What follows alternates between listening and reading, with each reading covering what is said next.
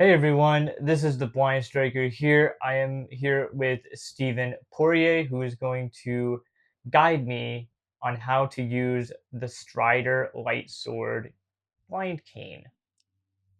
Hi there. This light sword is kind of unusual. This was named after a very famous person, actually Scotty's brother.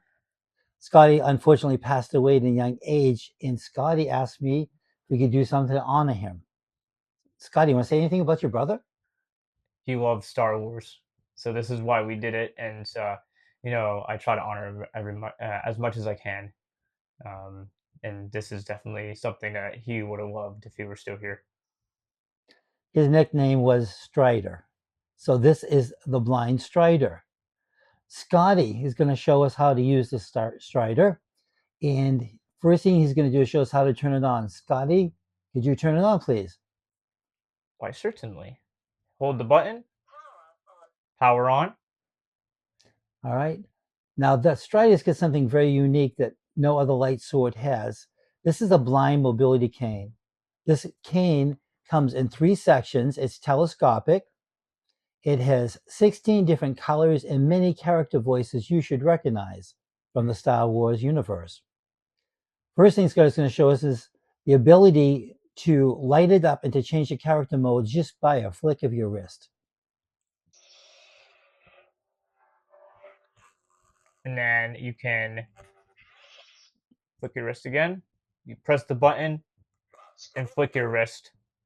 You lift it up. It'll go one direction. You put it down. It'll go backwards.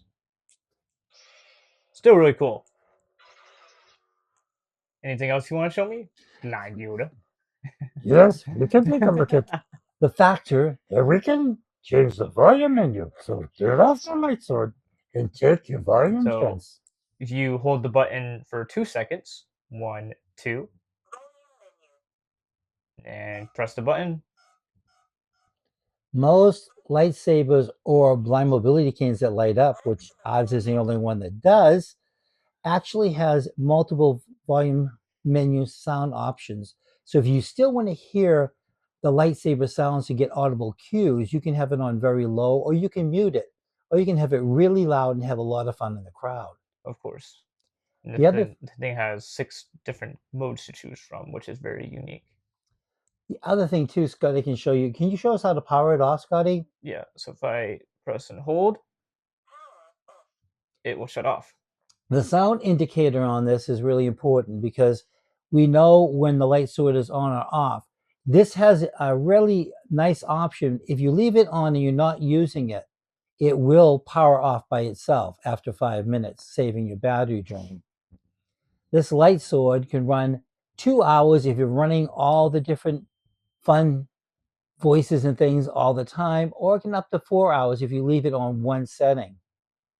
Another thing about this, which really is nice, that most other lightsabers or light swords that I make, this has an option to tell you your battery level, and if you really mess it up, a factory reset. Scotty, can you show us how to do that? Yeah, so you can check your battery status by triple tapping the power button when it's off. Battery level 90%. It is at 90% battery level, which I think is amazing given the fact that not a lot of canes in general, you can't really tell the battery status. You just kind of have to guess. So as someone like myself who gets paranoid about my battery, this is great. And then another thing, if you tap this 7 times, one, two, three, four, five, six, seven. Battery level Oh, did 90%. not mean to do that. One, two, three, four, five, six, seven.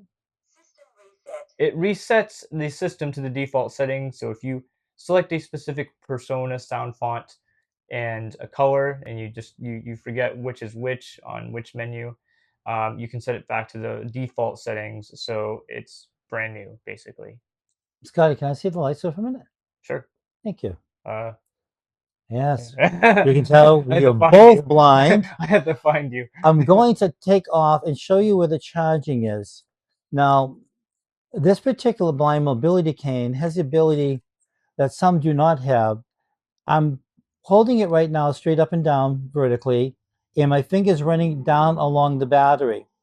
This battery can be banged out into your hand to put in another battery you can carry in your pocket. I carry 3 with me because I go through a lot of personas. I use this inside the stores and outside just to have fun.